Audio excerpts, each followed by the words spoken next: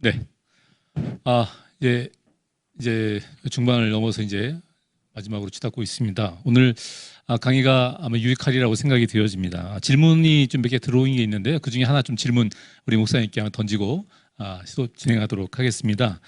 질문 이렇습니다. 목사님께서 교회에서 큐티를 교육하실 때 A, D형을 나누어서 각자의 신앙적인 단계에 맞게 하시고 계신지요? 라고 하는 질문이 들어왔습니다. 여기에 대한 답변하고 강의 진행하도록 하겠습니다. 네, 그 질문해 주셔서 너무 감사드리고요. 그 사람들마다 각 단계에 A, B, C, D 그렇게 나누지는 않고요. 저는 수련회를 이걸로 좀 한번 했습니다. 그러니까 수련회를 한 뭐 2박 3일이나 그렇게 좀 계획을 하면 이제 수련회를 가서 그 다음에 A형 큐티를 이제 가르치고 짧게 가르치고 그 다음에 소그룹별로 A형 큐티를 지금 저희가 이제 온라인이라 실습을 제가 뺐는데 원래는 강의를 하고 실습을 하게 하는 거죠. 그 테이블별로 실습을 하게 해서 서로 나누게 합니다. 그렇게 서로를 나누게 하고 그 다음에 또 나와서 발표하기도 하고 그렇게 해서 A형 큐티를 이렇게 그렇게 충분히 큐티를 할 수 있도록 해주고요. 그 다음에 B형 큐티 강의를 하고 서로 B형 큐티를 이제 직접 해서 좀 나누게 하고 그렇게 해서 수련회 전체를 한번 인도한 적이 있습니다. 그래서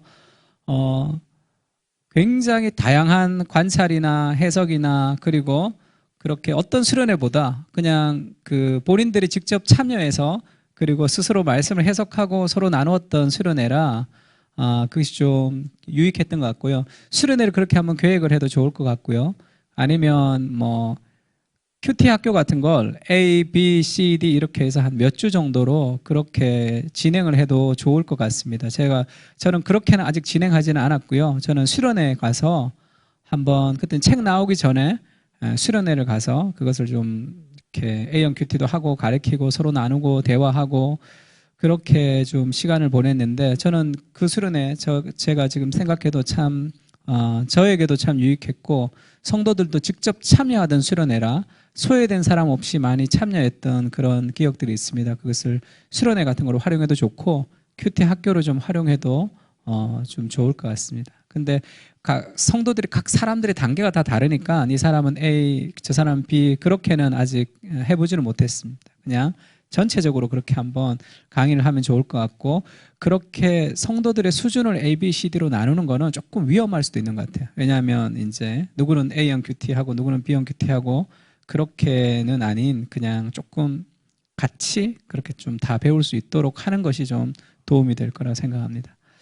자, 이제 D형 큐티에 대해서 D형 큐티의 방법을 얘기하고요.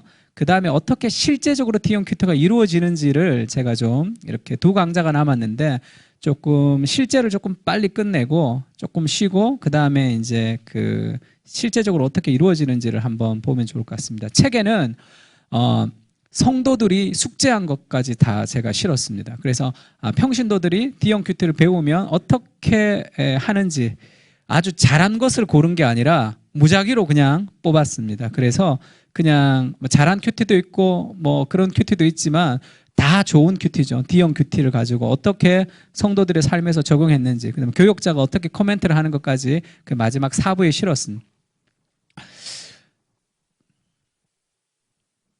그래서 이제 D형 큐티의 방법인데요. 이제 내용 관찰 A형 큐티가 느낌을 중요시하고 B형 큐티가 관찰과 느낌이라면 C형 큐티는 내용 관찰과 느낌과 결단과 적용까지가 C형 큐티입니다. 이제 D형 큐티는 내용 관찰과 느낌과 결단과 적용에서 지금 이 부분이 있는 거죠. 연구와 묵상이라는 부분이 포함되어 있습니다. 그래서 이 연구가 굉장히 중요한 부분 중에 하나인데요. 그래서 대부분의 우리가 성경을 해석할 때 성경의 시대의 원리와 문화가 있는 거죠. 그 성경의 시대의 원리와 문화라는 것은 지금 이 그 삼각형으로 되어 있는 거, 삼각형으로 되어 있는 게 성경 시대의 원리라면 이 성경 시대의 원리는 성경이라는 문화 속에서 우리에게 전해지는 거죠. 하나님이 명제로 된 계시로 대학처럼 그렇게 그 던져주는 게 아니죠. 어떤 사서 삼경이나 그런 고서같이 하나의 명제로 그렇게 던져지는 게 아니죠. 스토리로 주는 거죠. 그 시대의 상황이 있습니다. 아브라함이 이랬더라. 모세가 이랬더라라는 그 역사라는 그 스토리 안에서 하나님이 원리를 담아서 주는 것이기 때문에 이런 성경이라는 문화적 배경 속에서 하나님이 주시는 원리가 있는 거죠. 그래서 문화는 보편타당하게 영원하지 않지만 하나님이 그 문화 속에 주신 진리는 영원한 거죠. 지금도 우리가 성경을 읽는 것이 영원한 이 진리가 있는 거죠. 유발 하랄이나 그런 사람들이 이제 미래로 나가야 되가 4차 산업으로 나가야 된다라는 생각을 자꾸 하면서 그 사람들은 어떻게 생각하냐면 성경은 옛날 책이기 때문에 컴퓨터가 있기 전 시대이기 때문에 컴퓨터와 인터넷으로 발달된 시대의 문제를 해결할 수 없다고 생각하는 거죠. 그래서 그것을 이제 성경을 좀 터부시하는 경향들이 있습니다. 사실 말이 안 되죠. 그럼 인문학도 읽지 말아야지 사실. 고전이라는 책은 다 읽지 말아야 되는 거죠. 그렇게 되면 고전이라는 것이 가지는 그 힘들을 좀 무시하는 것이고 또 성경이 가지는 보편타당한 신앙의 원리에 대한 이해가 부족하기 때문에 그런 거죠. 그냥 옛날의 이야기가 아니라 옛날의 스토리 속에 하나님의 원리가 심어져 있습니다. 그럼 관찰을 통해서 뭘 해야 되냐 하면 그걸 분리를 해야 되는 거죠. 쉽게 얘기하면 이 보편타당한 원리를 거기서 쉽게 얘기하면 추출하는 거죠. 그 문화 속에 있는 원리를 추출해서 그것을 이 네모라는 오늘의 문화 속에 이것을 적용해야 되는 거죠. 삶에서. 그래서 성경 시대에 있었던 그 삶의 문화의 속에 있는 원리, 그것은 보편타당합니다. 영원히 지속되는 그 일획과 일점도 없어지지 않는 그 하나님의 원리를 추출해서 그것을 오늘의 우리의 삶에 적용시켜가는 과정이죠. 이 성경의 큐티, 이 해석의 과정이라는 것은. 그러려면 여기서 중요한 것은 저는 이 보편타당한 신앙의 원리가 굉장히 중요하다고 생각하는데요. 시온의 딸에게 이르기를 내 왕이 내게 임하나니 그는 겸손하여 나귀 곧 멍에를 매는 짐승의 새끼를 탓도다 하라 하였느니라는 이 구절이 있다고 했을 때 여기에서는 문화가 있고 원리가 있는 거죠. 문화는 뭐예요? 우리가 지금은 우리도 자동차를 타지 말고 우리도 아미시 공동체 같이 이제 그렇게 말 타고 다녀야 된다라고 생각을 하면 그것은 성경의 문화를 그냥 그대로 가지고 오는 거죠. 성경이 말하는 것을 그대로 가지고 오는 것, 그대로 믿는 것은 그것은 오류가 심각하죠. 성경에서 말하는 그 문화 속에서의 원리를 이해할 필요가 있습니다. 그래서 시온의 딸에게 이르기를 내 왕이 내게 임하나니 그는 겸손하여 나귀 곧 멍에 매는 짐승의 새끼를 탓도라 하라 하였느냐. 이게 어디에 나오는 말이냐면 예수님이 예루살렘에 입성하실 때 나오는 말이죠. 스가랴의 말씀을 그렇게 인용한 겁니다. 겸손하여 멍에를 매는 짐승의 새끼를 탔다. 이런 말씀을 통해서 여기에서 보편타당한 신앙의 원리를 가지고 올 때 누군가는 이렇게 얘기했습니다. 같이 한번 읽어볼까요? 하나님의 나라는 시작. 하나님 나라의 리더십은 군림하고 통치하는 것이 아니라 겸손히 섬기는 것이다. 예수님이 왕으로 입성하는 거죠. 예루살렘의 구원자 메시아로 사람들이 호산나 외치는 왕으로서 메시아로서의 입성인데 그 왕적 메시아는 세상에 말하는 것과 완전히 다른 방식이라는 것을 예수님이 보여주시는 거죠. 그는 겸손하여 나귀를 타며 올라가는 거죠. 호산나 외치는 사람들이 예루살렘에서 외치는 그 하나님 나라의 리더십은 거꾸로의 리더십이라는 것을 보여주는 거죠. 그것은 겸손히 섬기는 것. 만약에 겸손하여 나귀를 탔다는 것을 통해서 오늘 회사에서, 오늘 나의 직장에서, 오늘 우리 가정에서, 오늘 우리의 교회에서 내가 하나님의 말씀을 따라 겸손히 섬기면서 살아가야 되겠다고 적용하면 그 보편적인 원리를 우리가 잘 이해하는 거죠. 만약에 그 구절을 묵상하면서도 더 높은 곳, 더 좋은 곳, 더 많은 것, 그것을 끊임없이 추구해야 되겠다는 삶의 결론을 내리면 그것은 하나님 나라의 원리와는 조금 다른 삶의 원리가 되는 겁니다.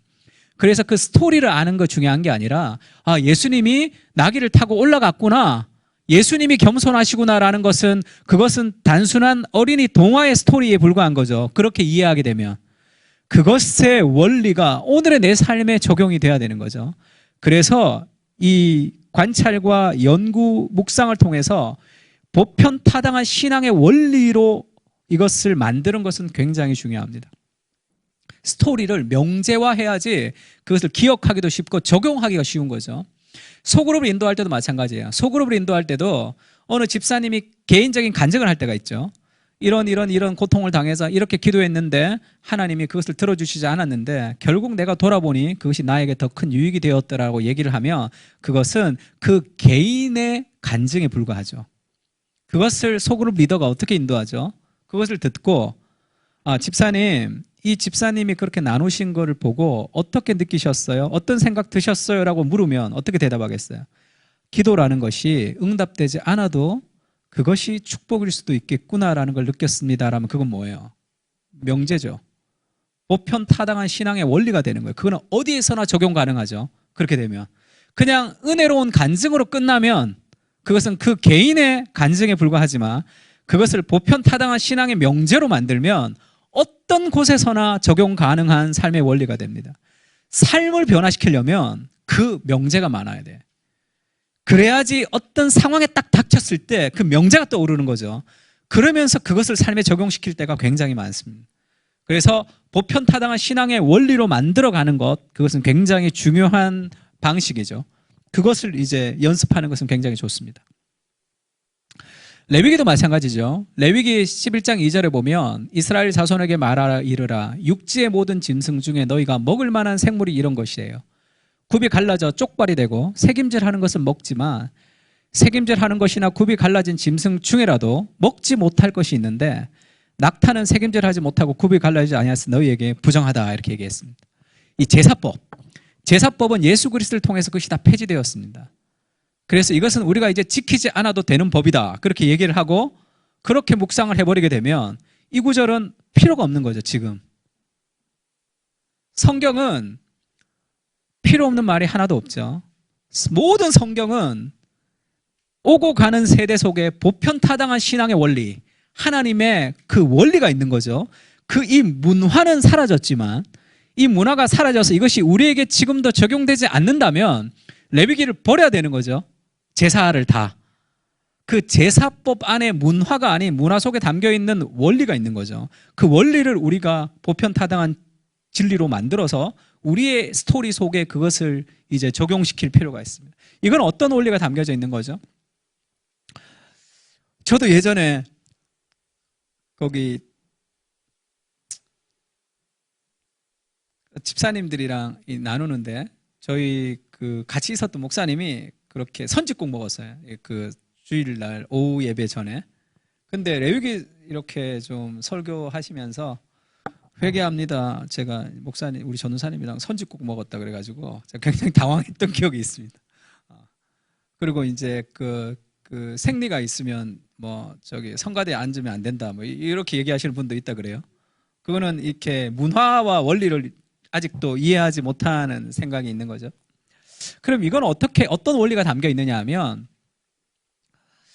지금 생략된 게 1에서 11장 12장에서 16장을 얘기합니다. 레위기는 두 부분으로 나누는데 두 부분으로 나누자면 제의적인 거룩이 나누고 그 다음에 이 10장부터 이제 생활의 거룩으로 이 전환이 되죠. 첫 번째 1장부터는 제의적 거룩, 소제, 대제, 속건제, 속제제 그렇게 나오죠. 그것은 이제 제사의 거룩이 나오고 그 다음에 이제 그 제사의 거룩이 제사의 거룩으로 끝나는 것이 아니라 우리의 삶의 거룩으로 이어지는 거죠. 그것을 설명하는 과정에서 제일 첫 번째 나오는 것이 지금 그 구절에 이것을 먹어라 이것을 먹지 마라 라는 구절이 나옵니다.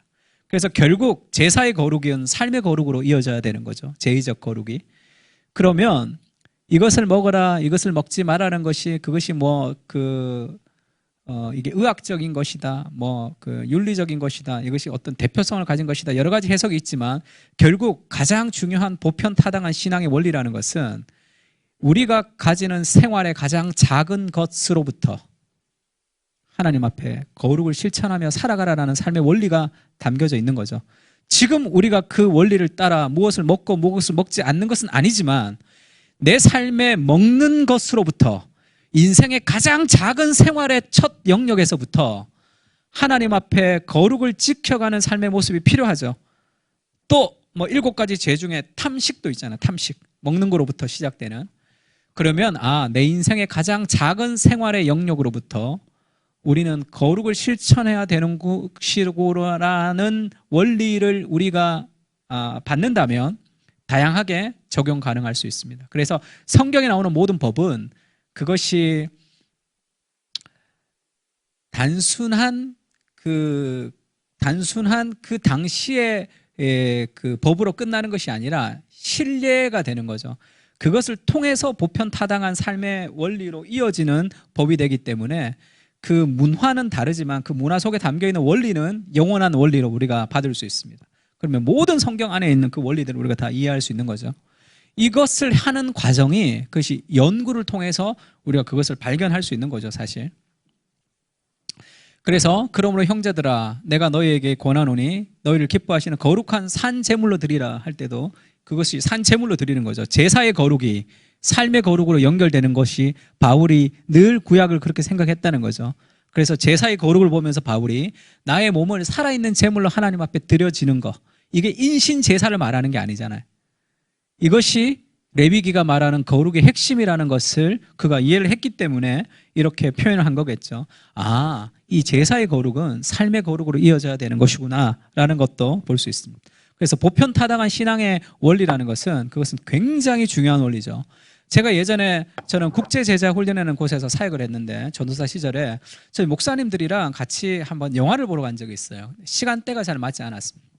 그래서 보고 싶은 영화가 없었고 그 시간대가 맞는 거를 봤는데 타짜인가 그 영화가 있었어요. 타짜. 근데 뭐 목사님들 그때 한 7, 8명인가 있었는데 목사님 8명이서 화투 치는 영화를 보는 게 좀 그렇잖아요. 하여튼 뭐 조성우 교회 다닌다 그래서 봤는지 하여튼 뭐 한 봤어요. 조성우 교회 다닌다 그래서 그럼 볼까 이래서 봤는지 하여튼 봤습니다. 또 화투 치는 영화를 보고 뭐 그냥 그랬죠. 그냥. 그러고 와서 제가 이제 차를 타고 가는데 저희 대표 목사님 계셨어요. 우리 목사님 저한테 물으셨어요. 고전사 영화를 보고 뭘 느꼈어? 이렇게 물으시더라고요. 그러니까 소그룹 인도의 달인이시고 교육학을 전공하셨기 때문에 늘 이제 그렇게 물으셨어요. 뭘 느끼기는 화투 친 영화를 보고 목사가 느끼는 게 없잖아요. 근데 무슨 얘기 했는지 모르겠어. 그냥 막 엉뚱한 대답을 막 한 것 같아요. 상사가 물으면 대답을 해야 된다는 걸 알았기 때문에 막 그냥 횡설수설했던 것 같습니다. 목사님 그렇게 얘기하시더라고요. 나는 말이야. 사람은 누구를 만나느냐가 인생의 질을 결정한다는 것을 느꼈다 이렇게 말씀하셨어요. 사람이라는 것은 누구를 만나느냐가 그 삶의 질을 결정한다 이렇게 얘기해 주셨습니다. 그거는 제가 지금까지 기억하고 있는 거죠. 그것은 단순한 스토리라는 그 영화를 봤지만 그 단순한 스토리가 재미있다 재미없다를 떠나서 그 스토리 속에 담겨있는 원리를 추출하신 거죠. 그래서 고니가 평경작을 만나고 뭐 어떤 여러 가지 그런 화투로 치는 인생으로 끝이 났지만 그분은 그걸 적용한 거죠. 아, 인생에서는 누구를 만나느냐가 삶의 질을 결정한다. 그런 얘기를 해주셨습니다. 그런 보편타당한 신앙의 진리는 지금도 기억나는 거죠. 그리고 그건 어디에서나 적용 가능한 거죠. 우리 삶에 있어서도 마찬가지입니다.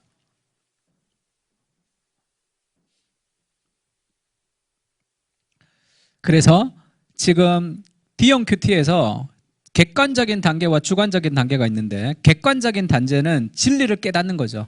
진리를 깨달아야지 그 다음에 삶에 적용시킵니다. 이게 딱 나눠지진 않지만 어떻게 좀 이해를 위해서 좀 나눴습니다. 진리를 깨닫는 과정이 내용 관찰과 연구와 묵상이라면 삶에 적용시키는 단계가 느낌과 결단과 적용이겠죠. 느낌이 중간 정도에 있기도 한 것 같은데 그래서 진리를 깨닫고 삶을 변화시키는 과정이 필요하고요. 이것은 눈, 머리, 마음, 손, 발로 이어지는 그래서 내용 관찰과 연구와 묵상, 느낌과 결단과 적용이라는 이 과정들로 이렇게 이어집니다. 예전에 칼 세미나라고 오카노 목사님 하시는 세미나가 있었는데 그 중에서 귀납적 성경연구 2라고 송정헌 목사님이라는 분이 강의하신 강의가 있었어요. 제가 그 강의에서 지금 이것을 배워서 이 그림도 우리가 그분이 만든 거 그대로 가지고 왔습니다. 저는 이 눈과 머리와 마음과 손과 발로 이어진다는 것을 배운 것이 제 인생에 굉장히 많이 도움이 되더라고요.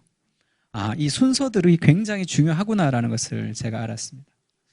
그래서 존 에드워드도 그렇게 얘기하죠. 참된 정서. 그래서 그것이 holy affection이죠. 신앙과 신앙 감정론에 할 때 그 감정이라는 것은 이모션이 아니라 affection입니다. 이 참된 정서는 지성을 동반한 감정이다 이렇게 얘기했습니다. 그냥 뜨거움이 아니라 지성을 통과한 그런 감정이죠. 그래서 이런 감정은 이제 그런 성향을 만들어내고 의지로 움직여서 행동을 만들어낸다 이렇게도 얘기했습니다. 엠마오 마을로 가는 제자들이라는 그 그림인데요. 엠마오 마을로 갈 때 제자들이 시레에 빠져서 가죠. 시레에 빠져서 가는데 그들이 예수님을 만나서 다시 예루살렘으로 복귀하는 장면이 있습니다. 먼저 그들이 깨닫죠. 예수님이 말씀을 풀어주십니다. 우리에게 성경을 풀어주실 때 그들이 지적인 깨달음이 있는 거죠. 그 다음에 두 번째, 그 지성을 동반한 감정, 우리 속에서 마음이 뜨겁지 아니하더냐, 그냥 불을 받는 게 아니라 하나님의 말씀을 묵상하면서 성경이 깨달아지면서 성령께서 역사하시는 말씀을 통한 감정이 뜨거워지죠. 뜨거움을 통해서 이제 의지, 그들이 일어나 예루살렘으로 다시 돌아가잖아요. 그 삶에 깨닫고 정서적인 것, 의지가 그렇게 변화되는, 이것이 딱딱 나눠지지는 않지만, 나눠지지 않는 것이지만 그런 과정을 통해서 삶의 변화가 일어나는 거죠. 그래서 이제 D형 큐티에서는 연구와 묵상이라는 단계가 추가되고 이것은 굉장히 중요합니다. 연구의 정의는 같이 한번 읽어볼까요? 시작. 성경 이외의 자료를 통해 관찰해서 발견한 질문의 답을 찾는 과정. 두 가지를 찾는데요. 본문 안에서 답을 발견한 경우도 있고 본문 안에서 답을 발견하지 못한 경우도 있죠. 관찰을 통해서 C형 큐티까지 하면서 본문 안에서 내가 발견한 답이 맞는지를 확인하는 과정이에요. 연구라는 것은. 그리고 내가 발견하지 못한 것에 대한 답을 찾아가는 과정이 그것이 연구입니다. 그러니까 큐티 단계를 다 거치지 않아도 성경 읽다가 잘 모르는 거 있으면 무조건 질문하고 뭔가를 찾아볼 수 있으면 돼요. 그래서 연구라는 것은 성경 이외의 2차 자료를 통해서 성경이 바른 해석인지를 확인하는 과정이에요. 그렇게 해야지 성경의 해석이 느는 거죠. 그렇지 않으면 내가 해석하는지 맞는지 아닌지를 모르고 계속 큐티를 하는 거잖아요. 은혜가 되면 이게 맞구나, 은혜가 안 되면 맞지 않구나, 그런 삶의 분별력이 있어서는 안 됩니다. 그래서 연구라는 정의는 자의적 해석을 막는 거죠. D형 큐티는 내가 큐티를 한 것이 맞는 것인지, 그리고 내가 잘 몰랐던 부분들을 그것을 연구를 통해서 확인하는 성경 이외의 2차 자료가 필요한 거죠. 그것으로 확인하는 과정입니다. 그러니까 연구를 위한 자료들이 필요하죠. 자료들. 근데 이것은 별로 돈 주고 사기가 좀 아까워하는데 하나님의 말씀을 좀 이해할 때는 돈 주고 좀 사야 돼요. 그것을 좀 갖추는 것이 좋습니다. 영어 공부할 때도 뭐 사잖아요. 문법책도 사고 다 사잖아요. 사람들에게 물어보면 저는 이제 저희 교회도 좀 젊은 사람들이 좀 있고, 그리고 제가 예전에 청년부 사역을 많이 했는데 대부분이 그렇게 얘기해요. 목사님, 성경이 어려워요, 이렇게 얘기합니다. 그럼 제가 그렇게 얘기해요. 왜 성경이 어렵냐? 영어도 잘하는 애들이. 영어가 어려운 이유가 뭐냐 하면 단어를 모르기 때문이고 문법을 모르기 때문이죠. 그래서 영어가 어려우니까 문법을 공부하고 단어로 사전을 가지고 단어를 찾잖아요. 근데 성경이 한국말인데 어려운 이유가 뭡니까? 사전도 안 찾고 공부도 안 하기 때문이죠. 그냥 쓱 보고 이해하고 싶은데 그냥 쓱 보면 이해가 안 되니까. 영어 공부도 그냥 쓱 보고 이해하고 영어가 어려워 이래야 되는데 영어는 그렇게 하지 않잖아요. 그러니까 네가 영어 공부하는 시간에 2%만 쓰면 그 에너지를 성경은 정말 잘 이해할 수 있다 얘기야. 그래서 너 성경 모르면 단어 찾냐? 사전 있냐? 사전 없대요. 그럼 성경 연구하는 책이 있냐? 없단 말이에요. 그러니까 아무리 읽어도 통독만 해가지고는 성경이 늘지가 않죠. 연구를 위한 자료들이 좀 필요합니다. 첫 번째는 성경 사전이에요. 성경 사전. 요즘 성경 사전은 인터넷에도 있죠. 성경 사전을 통해서 모르는 단어를 좀 찾아볼 필요가 있죠. 저는 예전에 반구라고, 비둘기를 그렇게 표현하죠. 처음에 방구인 줄 알았어요. 저는 어릴 적에. 왜 반구라고 해놓죠? 방구가 뭔지를 몰랐어요. 근데 찾아보면 비둘기죠. 그렇게 표현되는 성경 사전. 성경 사전은 인터넷으로 찾을 수 있지만 네이버의 지식 검색에서는 성경을 물어서는 안 된다는 그 사실을 또 기억해야 되겠죠. 대부분 이단들이 점령해서 완전히 이상한 답들을 많이 쳐놨습니다. 그래서 그것도 좀 많이 좀 건전한 답들을 할 수 있는 사이트들이 좀 많았으면 좋겠어요. 그래서 저도 청년들에게 절대 네이버에 묻지 말고 목사님한테 물어라 그렇게 얘기합니다. 성경 사전을 통해서 성경 단어를 찾을 수 있는 필요가 있습니다. 요즘 어플도 있죠. 성경 사전 어플도 있습니다. 어린 양의 고운 밀가루 10분의 1을 에바에 찍은 기름 4분의 1 흰을 더하고 또 전제로 포도주 4분의 1을 1 흰을 더할지니 할 때 전제라는 제사가 나옵니다. 전제. 이제 영어 이렇게 다양한 번역본을 보면 drink offering이죠. 뭔가를 부어주는 제사구나라는 것을 좀 알 수는 있습니다. 그래도 잘 모르니까 이런 것을 연구를 하는 거죠. 전제가 뭐지? 그러면 성경 사전만 찾아보면 drink offering에 대해서 전제가 나옵니다. 구약 시대의 제사의 방법의 하나로 피를 상징하는 포도주를 붓는 의식을 말하는 거죠. 그러면서 이 출애굽기부터 친절하게 이 레퍼런스가 다 달려있죠. 찾아보면 됩니다. 제물을 제단에 올려놓고 불사르기 전에 그 제물 위에 포도주를 붓는 의식이 있었어요. 근데 사도 바울이 그 제사를 기억하면서 그렇게 적용한 거죠. 바울은 성도들의 신앙 성장을 위해 자신의 생명까지도 기꺼이 바치겠다는 의미로 이 단어를 사용했다. 사도 바울은 전제라는 제사를 보면서 구약을 읽으면서 단순히 구약을 읽은 것이 아니라 그 구약 속에 나오는 보편타당한 신앙의 원리를 자기 삶에 적용했죠. 부어지는 제사, 내 인생도 하나님 앞에 다 부어드리고 싶은 거죠. 그래서 예전에 김남준 목사님 책을 봤더니 그 서문에 그렇게 썼더라고요. 마지막 한 방울까지 다 부어드리고 싶다 이렇게. 그거는 뭐 전제를 표현하는 거죠. 그게 빌립보서 2장 17절과 디모데후서 4장 6절에 친절하게 다 나와 있음. 찾아보면 되죠. 너희의 믿음의 제물과 섬김 위에 내가 나를 전제로 드릴지라도 나는 기뻐하고 너희 무리와 함께 기뻐하리니 너희의 믿음의 제물과 섬김, 그 사람들의 그 봉사 위에 나를 전제로 드린다 이렇게 얘기합니다. 그 자기의 사역을. 그 다음에 디모데에게 그렇게 편지를 보냈죠. 전제와 같이 내가 벌써 부어지고 내 인생이 하나님 앞에 제사로 완전히 다 부어지고 나의 떠날 시각이 가까웠도다 이렇게 얘기하죠. 나의 달려갈 길과 내가 믿음을 지켰으니 그런 고린도전서의 말씀도 있습니다. 자기 자신을 전제같이 생각한 거죠. 하나님 앞에 다 부어지고 싶은 그런 제사 그렇게 표현했습니다. 그러면 단순히 그냥 레위기 그냥 구약을 읽다가 전제와는 조금 다른 의미로 다가오는 거죠. 성경 사전을 찾으면 굉장히 풍성하게 되어 있습니다. 그러면서 바울이 또 그렇게 얘기하죠. 그러므로 형제들아 내가 하나님의 모든 자비하심으로 너희를 권하노니 너희 몸을 하나님 기뻐하시는 거룩한 산 제물로 드리라. 이것이 자기의 인생이 이제 모든 제사로 드려진다고 표현했던 거죠. 이는 너희가 드릴 영적 예배니라 할 때도 마찬가지입니다. 이 영적 예배도 우리가 다양한 번역본을 가지고 보면 영적 예배가 spiritual worship, spiritual service라고 되어 있는 구절이 있어요.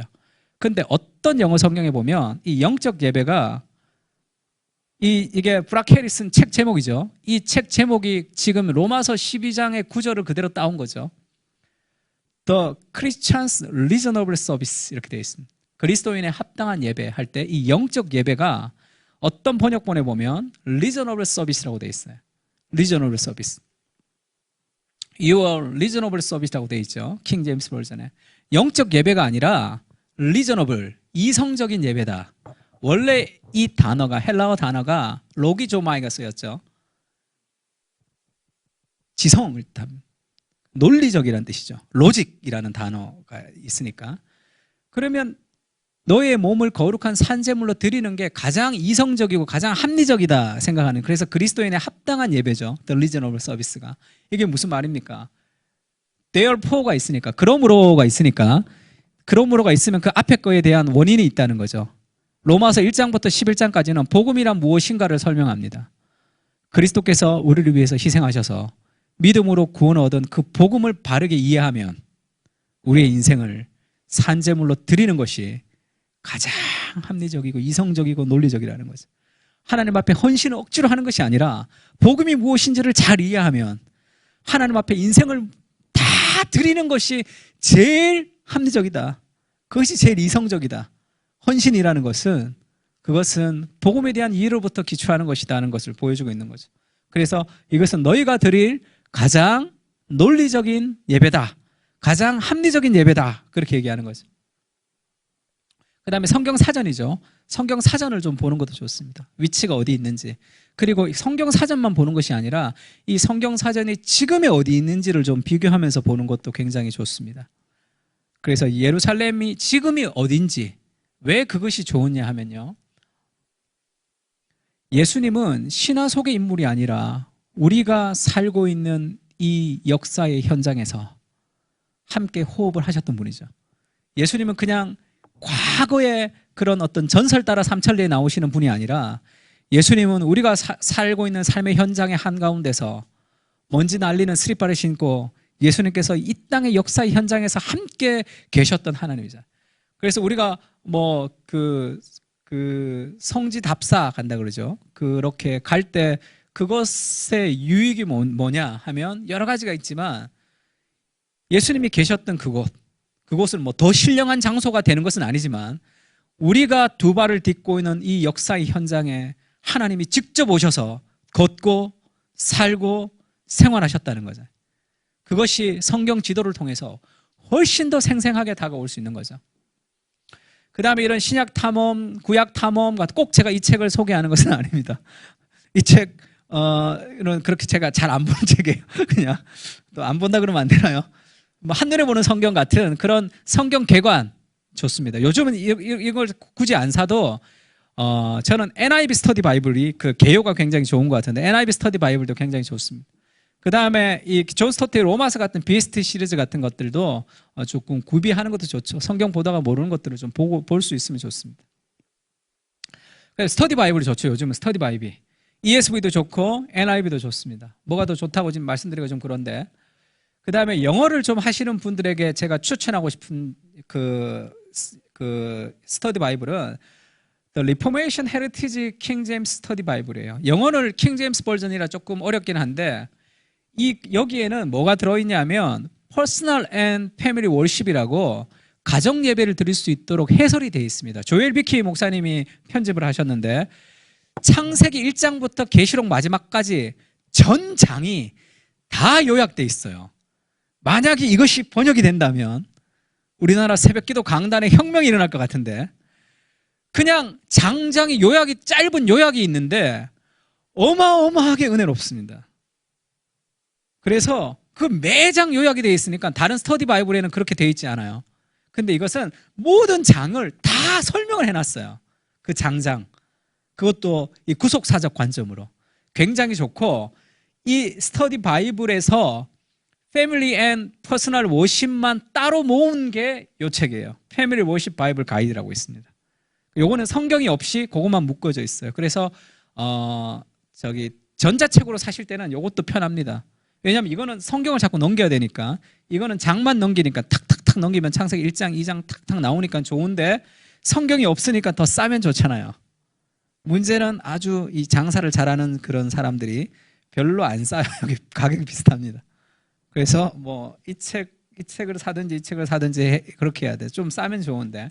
그래서 리포메이션 헤리티지 스터디 바이블이 지금 지평서원에서 번역을 한 3년 전에 들어갔다는 얘기를 들었는데 아직 번역돼서 나왔다는 얘기는 제가 못 들었습니다. 그래서 장장마다 다 요약이 되어 있으니까 평신도들에게 이렇게 설명하기는 좋고 그리고 그것이 잘 안 된다면 목사님들이 그걸 좀 이렇게 좀 해설해서 좀 주보 같은데 그렇게 성경을 읽는데 좀 소개를 하는 것도 좋을 것 같습니다.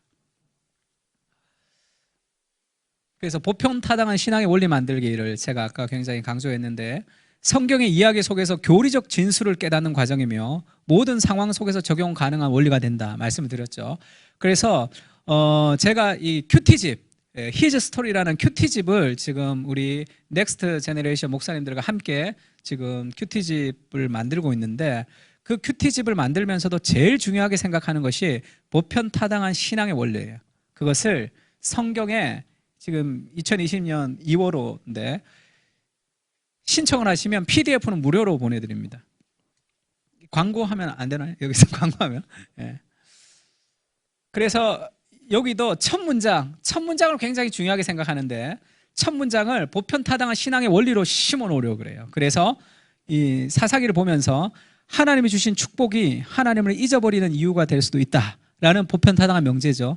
이것은 굳이 삼손의 이야기가 아니더라도 하나님이 주신 그 은혜, 축복 때문에 하나님을 잊어버릴 수도 있죠. 장사가 잘 된다든지 뭐가 사업이 잘 된다든지 하나님이 주셨던 선물이 곧 하나님을 잊어버리는 수단이 될 수도 있구나라는 보편타당한 신앙의 원리를 만들어주는 거죠.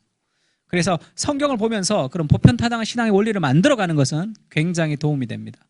그리고 책에 보면 지금 디언 큐티의 방법을 책 마지막에도 넣고 중간에도 넣고 그렇게 넣었습니다. 제가 원했던 것은 책 제일 뒷페이지에도 이걸 좀 넣는 걸 원했는데 디자인의 문제로 넣지를 못했습니다.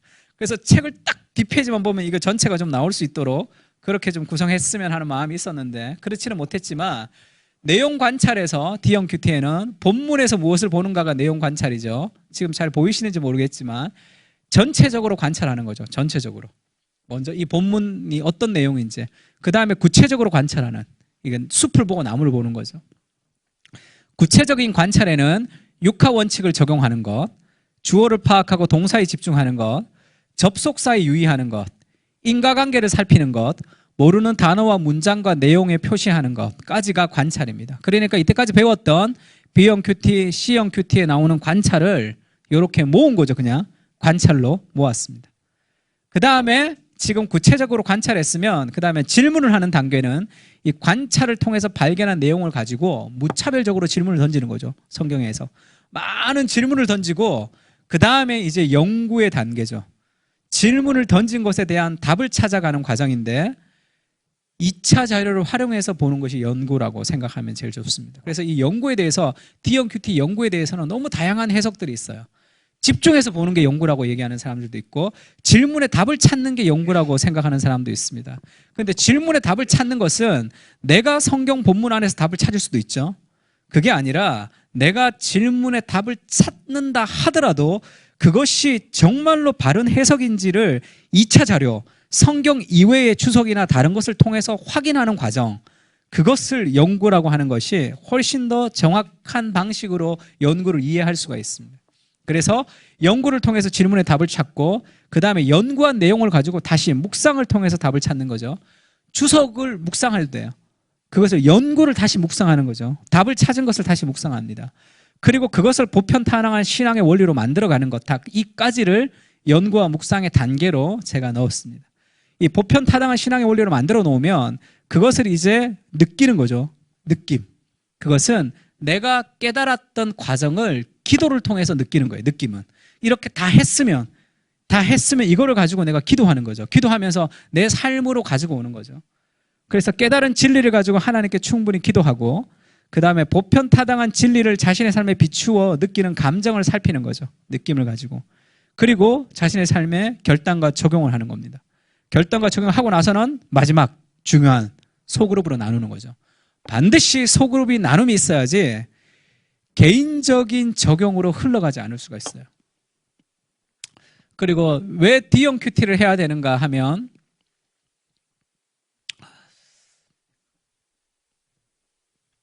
이거는 제자 훈련에 관계된 내용이기 때문에 이것은 조금 더 이렇게 설명하기가 조금 지금 시간이 다 돼서 조금 설명하기가 조금 어려울 것 같고요. 이렇게 이런 보편타당한 신앙의 원리를 가지고 지금 이 과정을 가지고 할 때 중요한 것은 소그룹으로 나누는 것은 굉장히 중요하죠. 소그룹으로 나누지 않으면 그러니까 적용지상주의로 가면 안 되죠. 그래서 적용하지 않으면 그것은 낙태를 하는 것과 같다. 임신했는데 낙태를 하는 것과 같다라고 얘기를 하는 사람도 있습니다.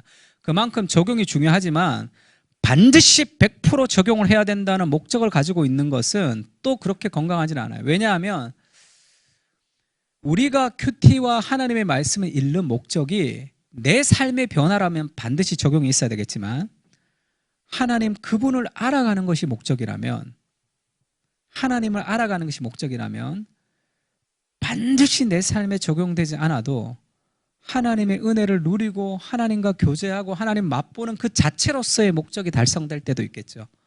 그래서 적용은 반드시 개인적으로 적용해야 된다. 5가지 P를 가지고 반드시 적용해야 된다라고 얘기하기보다 적용을 하면 좋지만 적용은 필요하지만 적용지상주의가 되어서는 안 되는 거죠. 대부분의 적용은 개인의 적용이죠. 근데 아까도 얘기했지만 성경은 공동체적인 적용들이 많습니다. 그래서 하나님을 알아가고 하나님을 만나가는 것이 내 삶의 목적이라면 하나님을 만나고 하나님을 알아가고 하나님을 누려가면 그것이 자연스럽게 적용이 될 수 있도록 은혜가 자연스러운 순종이 될 수 있도록 하는 것이 좋기 때문에 은혜를 강조하는 것이 훨씬 더 좋은 적용에 중요하다고 생각하고 적용을 너무 강조하게 되면 정확하게 큐티를 했는데 반드시 적용해야 되니까 오늘은 뭐 해야지 15분 전에 일어나야지 뭐 해야지 하는 것이 이것이 강화되기 시작하면 율법주의자가 될 확률들이 많죠. 그 적용을 따라 뭔가를 바꾸려고 하는 개인의 노력, 인간의 의지를 발달시키는 과정이 될 수도 있습니다. 그래서 적용은 중요하지만 적용 지상주의로 가르치게 되면 이상한 바리새인 같은 사람들을 만들어낼 양상들도 있습니다. 그래서 은혜가 자연스럽게 적용이 될 수 있도록 하는 것, 그것이 굉장히 중요한 것 같습니다. 그래서 그렇게 나눌 때는 소그룹으로 나눌 때가 제일 좋죠. 소그룹으로 나누면 다른 사람의 나눔을 통해서 내가 깨닫는 경우가 많아요. 그때 삶이 바뀌는 경우가 많습니다. 그래서 큐티는 반드시 개인적으로 하는 게 아니다라고 가르쳐야 돼요. 왜냐하면 공동체적인 나눔이 없는 큐티는 자꾸 자의적인 해석을 할 가능성도 많고 적용을 아무리 은혜롭게 하더라도 성경을 주신 취지에 맞지가 않아요. 우리는 각 그리스도의 지체 중에 한 사람으로 각 몸의 지체로 부름을 받았기 때문에 내가 개인적으로 하나님 앞에 뭔가를 다 하는 것이 신앙생활이 아니죠. 성경에 보면 신약 성경에는 60번 넘게 each other, one other이라는 단어가 나오죠. one another. 서로라는 단어가 많이 나옵니다. 그래서 함께 나누는 거. 그게 공동체적 적용이 굉장히 중요하죠. 그래서 개인적으로 큐티 할 때도 개인적인 큐티와 공동체적인 적용, 그리고 서로 소그룹으로 많이 나누게 하면 훨씬 더 풍성한 D형 큐티, 풍성한 큐티를 할 수 있습니다. 제가 지금까지 D형 큐티를 어떻게 하는지에 대한 방법을 지금 말씀을 드렸고요. 한 10분 쉬고 그 다음 시간에는 이제 실제를 좀 한번, 그러면 이런 식으로 큐티가 이루어지는구나라는 실제를 좀 얘기하고 그리고 마치겠습니다. 이제 10분 쉬겠습니다. 수고 많으셨습니다.